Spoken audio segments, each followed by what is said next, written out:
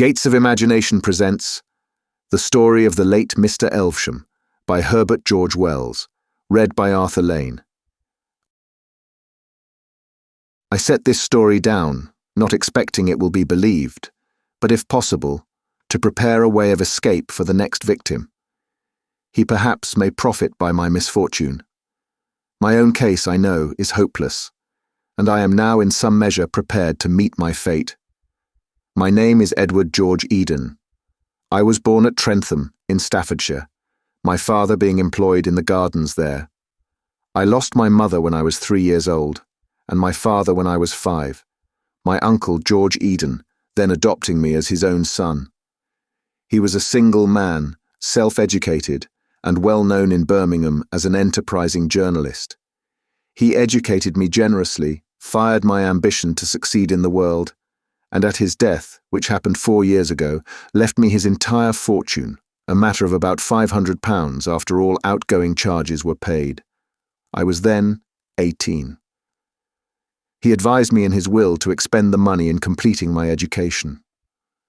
I had already chosen the profession of medicine, and through his posthumous generosity and my good fortune in a scholarship competition, I became a medical student at University College London. At the time of the beginning of my story, I lodged at 11A University Street in a little upper room, very shabbily furnished and draughty, overlooking the back of Shoolbred's premises. I used this little room both to live in and sleep in, because I was anxious to eke out my means to the very last shilling's worth. I was taking a pair of shoes to be mended at a shop in the Tottenham Court Road, when I first encountered the little old man with the yellow face, with whom my life has now become so inextricably entangled.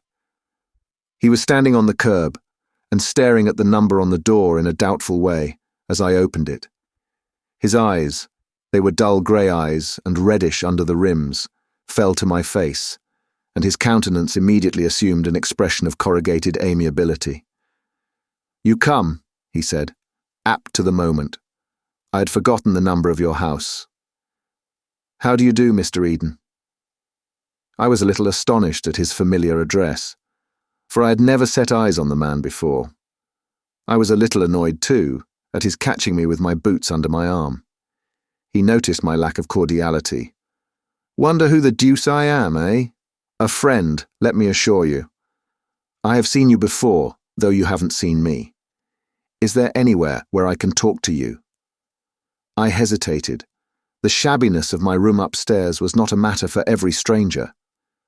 "Perhaps," said I, "we might walk down the street. I'm unfortunately prevented—" My gesture explained the sentence before I had spoken it. "The very thing," he said, and faced this way, and then that. "The street. Which way shall we go?" I slipped my boots down in the passage. "Look here," he said abruptly, "this business of mine is a rigmarole. Come and lunch with me, Mr. Eden. I'm an old man, a very old man, and not good at explanations, and what with my piping voice and the clatter of the traffic—" He laid a persuasive, skinny hand that trembled a little upon my arm. I was not so old that an old man might not treat me to a lunch. Yet at the same time I was not altogether pleased by this abrupt invitation. "I had rather—" I began. "But I had rather," he said, catching me up. "And a certain civility is surely due to my grey hairs." And so I consented and went with him. He took me to Blavatisky's. I had to walk slowly to accommodate myself to his paces, and over such a lunch as I had never tasted before, he fended off my leading question, and I took a better note of his appearance. His clean-shaven face was lean and wrinkled. His shriveled lips fell over a set of false teeth, and his white hair was thin and rather long. He seemed small to me, though indeed, most people seem small to me, and his shoulders were rounded and bent. And watching him, I could not help but observe that he too was taking note of me, running his eyes, with a curious touch of greed in them, over me, from my broad shoulders to my sun-tanned hands, and up to my freckled face again. "And now," said he as we lit our cigarettes, "I must tell you of the business in hand. I must tell you then that I am an old man, a very old man." He paused momentarily. and it happens that I have money that I must presently be leaving, and never a child have I to leave it to. I thought of the confidence trick and resolved I would be on the alert for the vestiges of my £500. He proceeded to enlarge on his loneliness and the trouble he had to find a proper disposition of his money. I have weighed this plan and that plan, charities, institutions and scholarships and libraries, and I have come to this conclusion at last. He fixed his eyes on my face. That I will find some young fellow, ambitious, pure-minded and poor, healthy in body and healthy in mind, and in short, make him my heir, give him all that I have. He repeated, give him all that I have, so that he will suddenly be lifted out of all the trouble and struggle in which his sympathies have been educated to freedom and influence. I tried to seem disinterested. With a transparent hypocrisy, I said, and you want my help, my professional services maybe, to find that person. He smiled and looked at me over his cigarette, and I laughed at his quiet exposure of my modest pretense. What a career such a man might have, he said. It fills me with envy to think how I have accumulated that another man may spend. But there are conditions, of course, burdens to be imposed. He must, for instance, take my name. You cannot expect everything without some return, and I must go into all the circumstances of his life before I can accept him. He must be sound. I must know his heredity, how his parents and grandparents died, have the strictest inquiries made into his private morals. This modified my secret congratulations a little. And do I understand, said I, that I— Yes, he said, almost fiercely. You. I answered never a word. My imagination was dancing wildly. My innate skepticism was useless to modify its transports. There was not a particle of gratitude in my mind. I did not know what to say nor how to say it. But why me in particular? I said at last. He had chanced to hear of me from Professor Haslar, he said, as a typically sound and sane young man, and he wished as far as possible to leave his money where health and integrity were assured. That was my first meeting with the little old man. He was mysterious about himself. He would not give his name yet, he said. And after I had answered some questions of his, he left me at the Blavitsky portal. I noticed that he drew a handful of gold coins from his pocket when it came to paying for the lunch. His insistence upon bodily health was curious. In accordance with an arrangement we had made, I applied that day for a life policy in the Loyal Insurance Company for a large sum, and I was exhaustively overhauled by the medical advisors of that company in the subsequent week. Even that did not satisfy him, and he insisted I must be re-examined by the great Dr. Henderson. It was Friday in Whitsun week before he came to a decision. He called me down, quite late in the evening, nearly 9 it was, from cramming chemical equations for my preliminary scientific examination. He was standing in the passage under the feeble gas lamp, and his face was a grotesque interplay of shadows. He seemed more bowed than when I had first seen him, and his cheeks had sunk in a little. His voice shook with emotion. "Everything is satisfactory, Mr. Eden," he said. "Everything is quite satisfactory. And this night of all nights, you must dine with me and celebrate your accession." He was interrupted by a cough. "You won't have long to wait either," he said, wiping his handkerchief across his lips and gripping my hand with his long, bony claw that was disengaged. "Certainly not very long to wait." We went into the street and called a cab. I remember every incident of that drive vividly. The swift, easy motion, the vivid contrast of gas and oil and electric light, the crowds of people in the streets, the place in Regent Street to which we went, and the sumptuous dinner we were served with there. I was disconcerted at first by the well-dressed waiters' glances at my rough clothes, bothered by the stones of the olives. But as the champagne warmed my blood, my confidence revived. At first the old man talked of himself. He had already told me his name in the cab. He was Egbert Elvesham, the great philosopher, whose name I had known since I was a lad at school. It seemed incredible to me that this man, whose intelligence had so early dominated mine, this great abstraction, should suddenly realize itself as this decrepit, familiar figure. I dare say every young fellow who has suddenly fallen among celebrities has felt something of my disappointment. He told me now of the future, that the feeble streams of his life would presently leave dry for me houses, copyrights, investments. I had never suspected that philosophers were so rich. He watched me drink and eat with a touch of envy.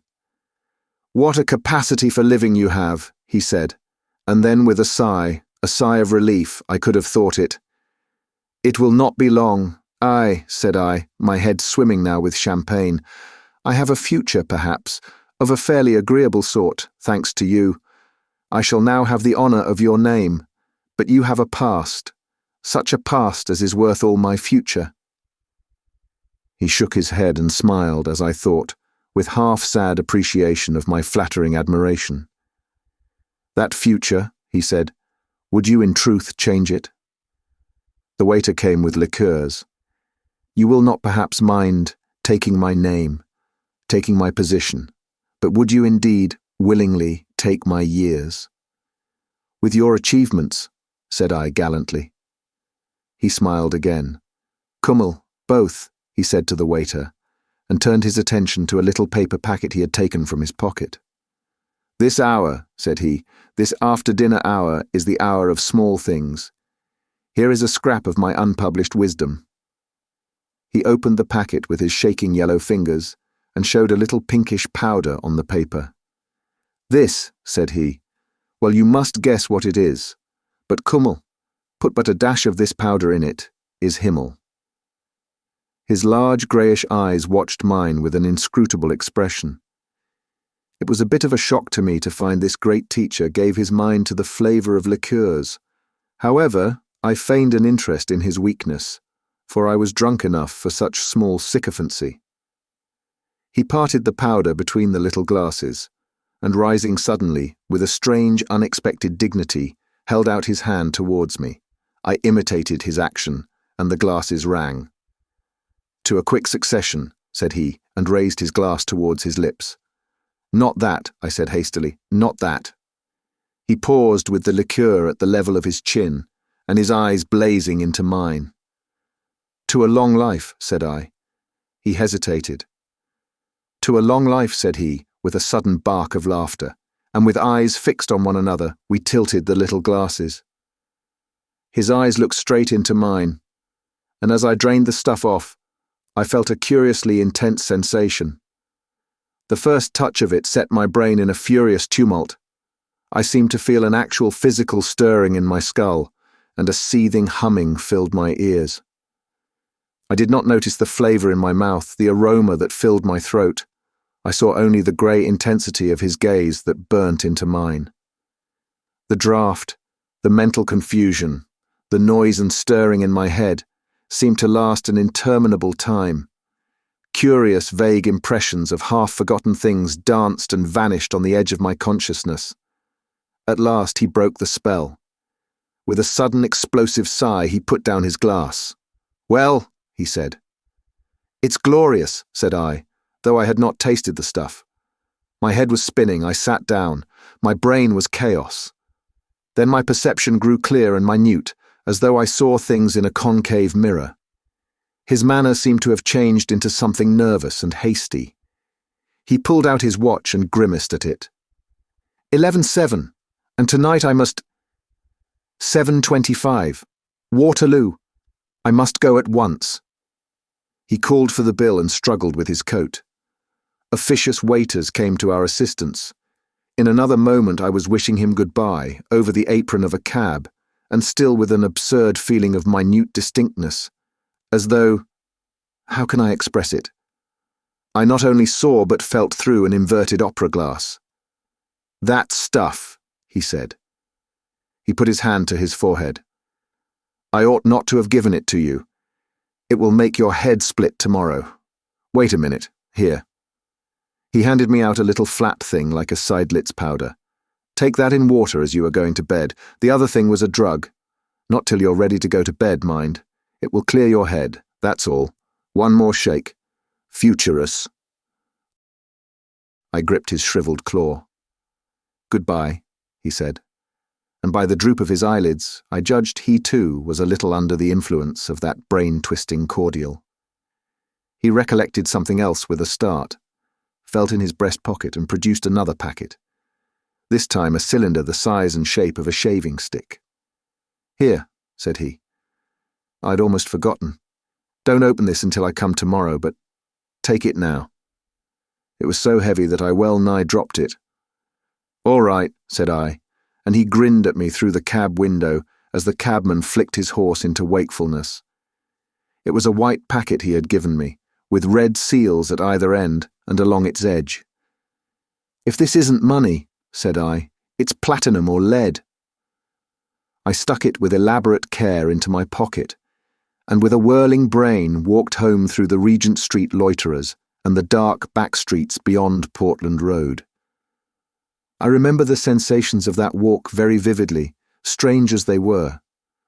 I was still so far myself that I could notice my strange mental state and wonder whether this stuff I had was opium, a drug beyond my experience. It is hard now to describe the peculiarity of my mental strangeness. Mental doubling vaguely expresses it. As I was walking up Regent Street, I found in my mind a queer persuasion that it was Waterloo Station, and had an odd impulse to get into the Polytechnic as a man might get into a train. I put a knuckle in my eye, and it was Regent Street. How can I express it? You see a skillful actor looking quietly at you, he pulls a grimace, and lo, another person. Is it too extravagant if I tell you that it seemed to me as if Regent Street had, for the moment, done that? Then, being persuaded it was Regent Street again, I was oddly muddled about some fantastic reminiscences that cropped up. 30 years ago, thought I, it was here that I quarrelled with my brother. Then I burst out laughing, to the astonishment and encouragement of a group of night prowlers. 30 years ago I did not exist, and never in my life had I boasted a brother. The stuff was surely liquid folly, for the poignant regret for that lost brother still clung to me. Along Portland Road the madness took another turn. I began to recall vanished shops, and to compare the street with what it used to be. Confused, troubled thinking is comprehensible enough after the drink I had taken, but what puzzled me were these curiously vivid, phantasm memories that had crept into my mind, and not only the memories that had crept in, but also the memories that had slipped out.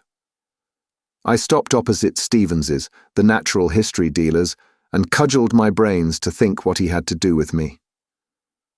A bus went by, and sounded exactly like the rumbling of a train. I seemed to be dipping into some dark, remote pit for the recollection.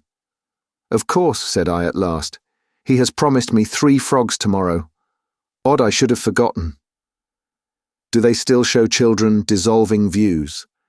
In those I remember one view would begin like a faint ghost, and grow and oust another. In just that way it seemed to me that a ghostly set of new sensations was struggling with those of my ordinary self. I went on through Euston Road to Tottenham Court Road, puzzled and a little frightened, and scarcely noticed the unusual way I was taking. For commonly I used to cut through the intervening network of back streets. I turned into University Street, to discover that I had forgotten my number. Only by a strong effort did I recall 11A, and even then it seemed to me that it was a thing some forgotten person had told me. I tried to steady my mind by recalling the incidents of the dinner, and for the life of me I could conjure up no picture of my host's face. I saw him only as a shadowy outline, as one might see oneself reflected in a window through which one was looking. In his place, however, I had a curious exterior vision of myself, sitting at a table, flushed, bright-eyed, and talkative. I must take this other powder, said I. This is getting impossible. I tried the wrong side of the hall for my candle and the matches, and had a doubt of which landing my room might be on. I'm drunk, I said, that's certain, and blundered needlessly on the staircase to sustain the proposition. At the first glance, my room seemed unfamiliar. "What rot," I said and stared about me. I seemed to bring myself back by the effort, and the odd phantasmal quality passed into the concrete familiar. There was the old looking-glass, with my notes on the albumens stuck in the corner of the frame. My old everyday suit of clothes pitched about the floor, and yet it was not so real after all. I felt an idiotic persuasion trying to creep into my mind, as it were, that I was in a railway carriage in a train just stopping, that I was peering out of the window at some unknown station. I gripped the bed rail firmly to reassure myself. "It's clairvoyance, perhaps," I said. "I must write to the Psychical Research Society." I put the rouleau on my dressing table, sat on my bed, and began to take off my boots. It was as if the picture of my present sensations was painted over some other picture that was trying to show through. "Curse it," said I. "My wits are going, or am I in two places at once?" Half undressed, I tossed the powder into a glass and drank it off. It effervesced and became a fluorescent amber colour. Before I was in bed, my mind was already tranquilized.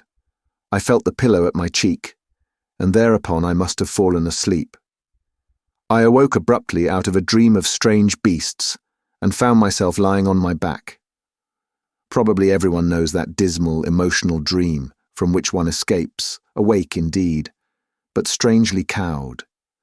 There was a curious taste in my mouth, a tired feeling in my limbs, a sense of cutaneous discomfort. I lay with my head motionless on my pillow, expecting that my feeling of strangeness and terror would pass away, and that I should then doze off again to sleep. But instead of that, my uncanny sensations increased. At first, I could perceive nothing wrong about me. There was a faint light in the room, so faint that it was the very next thing to darkness, and the furniture stood out in it as vague blots of absolute darkness. I stared with my eyes just over the bedclothes. It came into my mind that someone had entered the room to rob me of my rouleau of money, but after lying for some moments, breathing regularly to simulate sleep, I realized this was mere fancy. Nevertheless, the uneasy assurance of something wrong kept fast hold of me. With an effort, I raised my head from the pillow and peered about me at the dark. What it was, I could not conceive. I looked at the dim shapes around me, the greater and lesser darknesses that indicated curtains, table, fireplace, bookshelves, and so forth. Then I began to perceive something unfamiliar in the forms of the darkness. Had the bed turned round? Yonder should be the bookshelves, and something shrouded and pallid rose there, something that would not answer to the bookshelves, however I looked at it. It was far too big to be my shirt thrown on a chair. Overcoming a childish terror, I threw back the bedclothes and thrust my leg out of bed. Instead of coming out of my truckle bed upon the floor, I found my foot scarcely reached the edge of the mattress. I made another step, as it were, and sat up on the edge of the bed. By the side of my bed should be the candle and the matches upon the broken chair. I put out my hand and touched. Nothing. I waved my hand in the darkness, and it came against some heavy hanging, soft and thick in texture, which gave a rustling noise at my touch. I grasped this and pulled it. It appeared to be a curtain suspended over the head of my bed. I was now thoroughly awake and beginning to realize that I was in a strange room. I was puzzled. I tried to recall the overnight circumstances, and I found them now, curiously enough, vivid in my memory. The supper, my reception of the little packages, my wonder whether I was intoxicated, my slow undressing, the coolness to my flushed face of my pillow. I felt a sudden distrust. Was that last night, or the night before? At any rate, this room was strange to me, and I could not imagine how I had got into it. The dim, pallid outline was growing paler, and I perceived it was a window, with the dark shape of an oval toilet glass against the weak intimation of the dawn that filtered through the blind. I stood up and was surprised by a curious feeling of weakness and unsteadiness. With trembling hands outstretched, I walked slowly towards the window, getting nevertheless a bruise on the knee from a chair by the way. I fumbled around the glass, which was large, with handsome brass sconces, to find the blind cord. I could not find any. By chance I took hold of the tassel, and with the click of a spring, the blind ran up. I found myself looking out upon a scene that was altogether strange to me. The night was overcast, and through the flocculent grey of the heaped clouds there filtered a faint half-light of dawn. Just at the edge of the sky, the cloud canopy had a blood-red rim. Below everything was dark and indistinct, dim hills in the distance, a vague mass of buildings running up into pinnacles, trees like spilt ink, and below the window a tracery of black bushes and pale grey paths. It was so unfamiliar that for the moment I thought myself still dreaming. I felt the toilet table. It appeared to be made of some polished wood and was rather elaborately furnished. There were little cut-glass bottles and a brush upon it. There was also a queer little object, horseshoe-shaped it felt, with smooth, hard projections, lying in a saucer. I could find no matches nor candlestick. I turned my eyes to the room again. Now the blind was up. Faint spectres of its furnishing came out of the darkness. There was a huge curtained bed, and the fireplace at its foot had a large white mantle, with something of the shimmer of marble. I leant against the toilet table, shut my eyes and opened them again, and tried to think. The whole thing was far too real for dreaming. I was inclined to imagine there was still some hiatus in my memory, as a consequence of my draught of that strange liqueur, that I had come into my inheritance, perhaps, and suddenly lost my recollection of everything since my good fortune had been announced. Perhaps if I waited a little, things would be clearer to me again. Yet my dinner with old Elvesham was now singularly vivid and recent. The champagne, the observant waiters, the powder and the liqueurs. I could have staked my soul it all happened a few hours ago. And then occurred a thing so trivial and yet so terrible to me that I shiver now to think of that moment. I spoke aloud. I said, "How the devil did I get here?" And the voice was not my own. It was not my own. It was thin. The articulation was slurred. The resonance of my facial bones was different. Then to reassure myself, I ran one hand over the other and felt loose folds of skin, the bony laxity of age. "Surely," I said in that horrible voice that had somehow established itself in my throat, "surely this thing is a dream?" Almost as quickly as if I did it involuntarily, I thrust my fingers into my mouth. My teeth had gone. My fingertips ran on the flaccid surface of an even row of shriveled gums. I was sick with dismay and disgust. I felt then a passionate desire to see myself, to realize at once in its full horror the ghastly change that had come upon me. I tottered to the mantel and felt along it for matches. As I did so, a barking cough sprang up in my throat, and I clutched the thick flannel nightdress I found about me. There were no matches there, and I suddenly realized that my extremities were cold. Sniffing and coughing, whimpering a little perhaps, I fumbled back to bed. "It is surely a dream," I whispered to myself as I clambered back. "Surely a dream." It was a senile repetition. I pulled the bedclothes over my shoulders, over my ears. I thrust my withered hand under the pillow and determined to compose myself to sleep. Of course it was a dream. In the morning the dream would be over, and I should wake up strong and vigorous again to my youth and studies. I shut my eyes, breathed regularly, and finding myself wakeful, began to count slowly through the powers of 3. But the thing I desired would not come. I could not get to sleep. And the persuasion of the inexorable reality of the change that had happened to me grew steadily. Presently I found myself with my eyes wide open, the powers of 3 forgotten, and my skinny fingers upon my shriveled gums. I was indeed, suddenly and abruptly, an old man. I had in some unaccountable manner fallen through my life and come to old age. In some way, I had been cheated of all the best of my life, of love, of struggle, of strength, and hope. I grovelled into the pillow and tried to persuade myself that such hallucination was possible. Imperceptibly, steadily, the dawn grew clearer. At last, despairing of further sleep, I sat up in bed and looked about me. A chill twilight rendered the whole chamber visible. It was spacious and well furnished, better furnished than any room I had ever slept in before. A candle and matches became dimly visible upon a little pedestal in a recess. I threw back the bedclothes, and shivering with the rawness of the early morning, albeit it was summertime, I got out and lit the candle. Then, trembling horribly, so that the extinguisher rattled on its spike, I tottered to the glass and saw Elvesham's face. It was none the less horrible because I had already dimly feared as much. He had already seemed physically weak and pitiful to me, but seen now dressed only in a coarse flannel nightdress that fell apart and showed the stringy neck, seen now as my own body, I cannot describe its desolate decrepitude.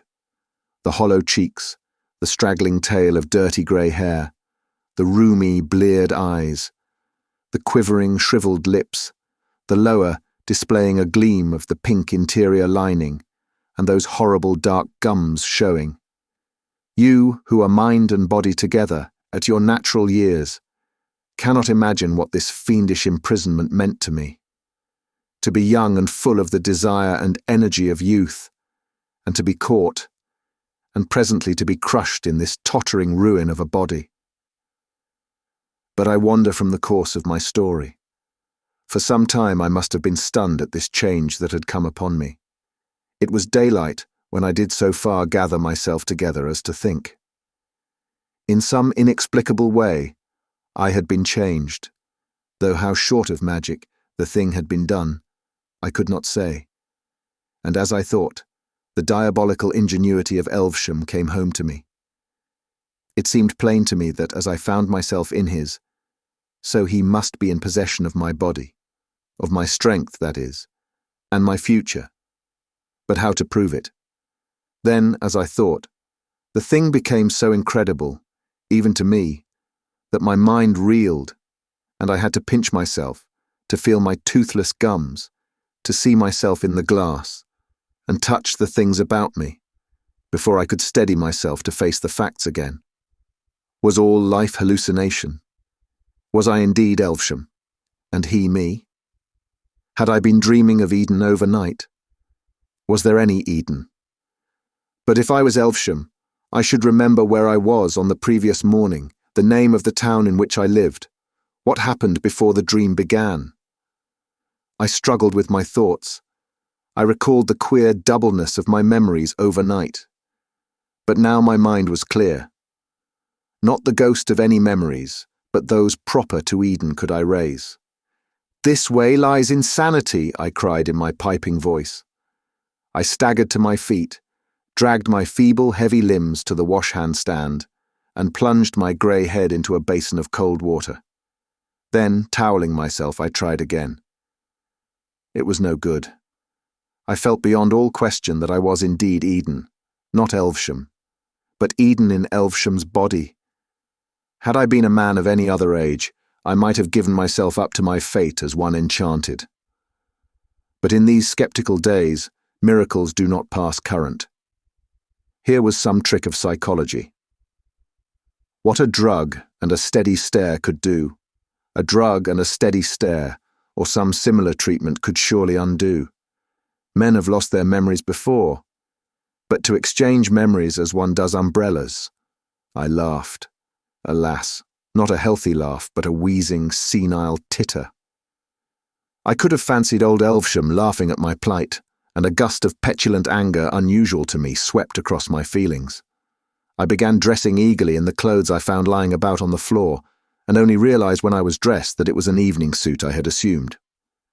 I opened the wardrobe and found some more ordinary clothes, a pair of plaid trousers, and an old-fashioned dressing gown.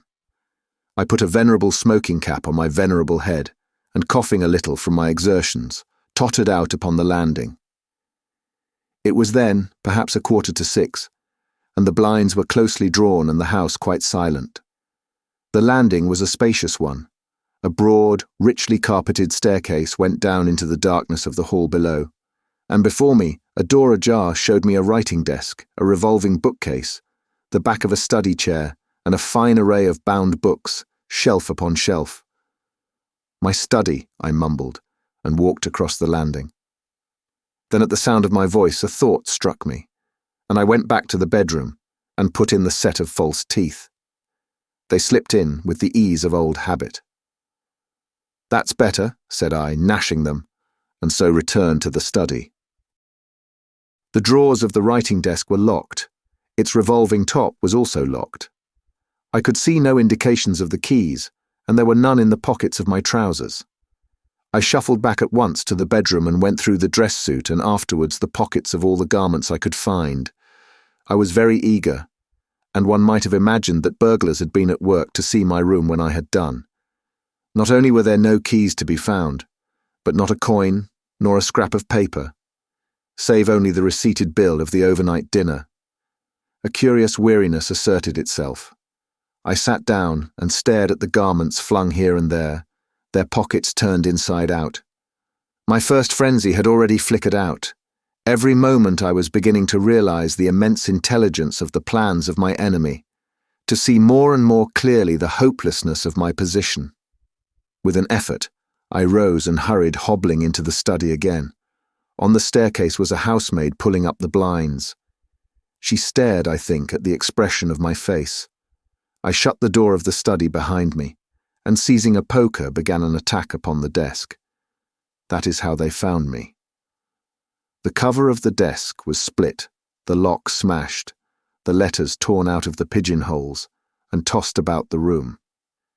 In my senile rage I had flung about the pens and other such light stationery, and overturned the ink.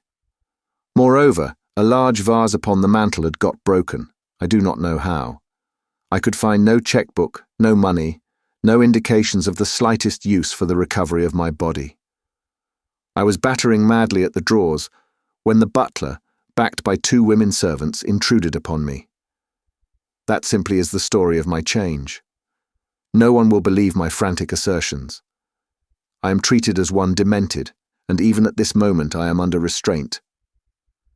But I am sane, absolutely sane, and to prove it, I have sat down to write this story minutely as the things happened to me.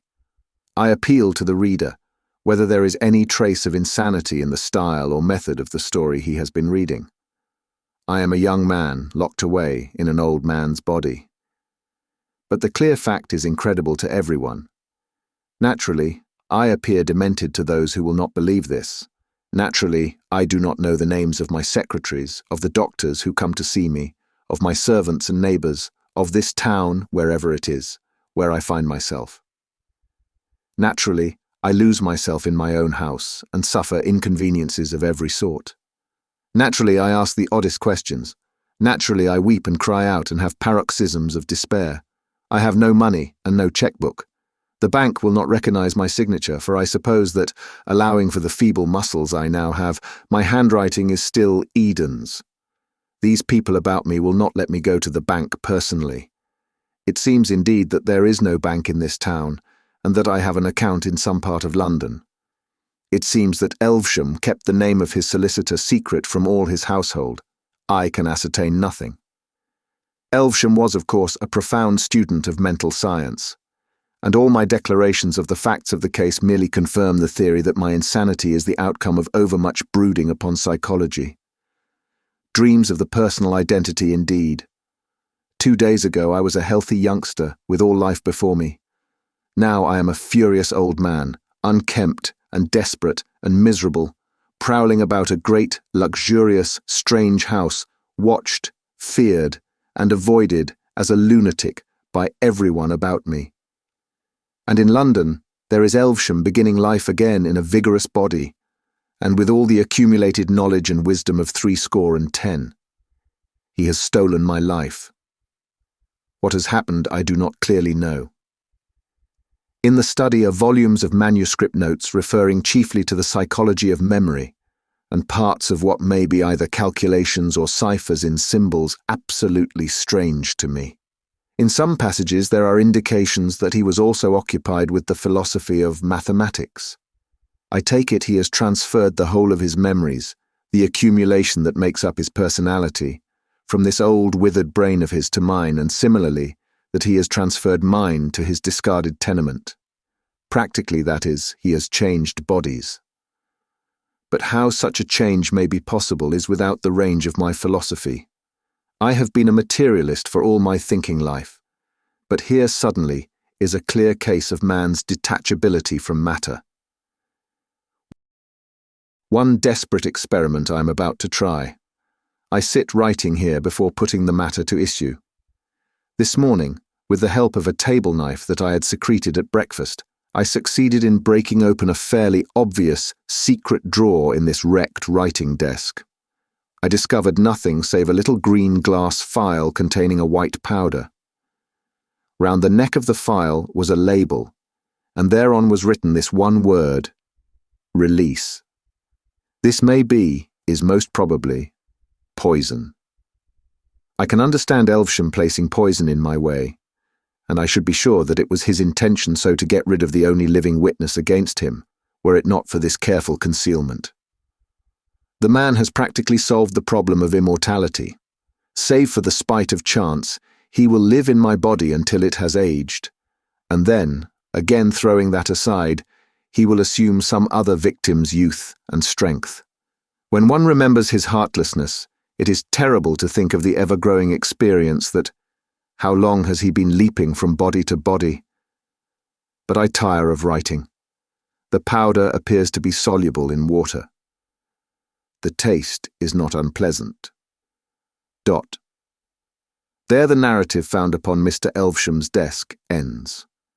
His dead body lay between the desk and the chair. The latter had been pushed back, probably by his last convulsions.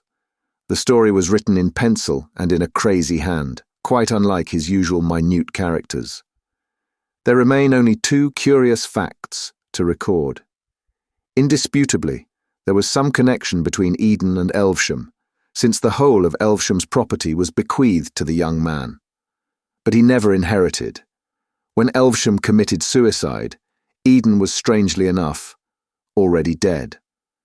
24 hours before, he had been knocked down by a cab and killed instantly at the crowded crossing at the intersection of Gower Street and Euston Road. So that the only human being who could have thrown light upon this fantastic narrative is beyond the reach of questions. Thank you for listening. If you like our recordings, consider liking this video and subscribing to our channel so you don't miss any more audiobooks.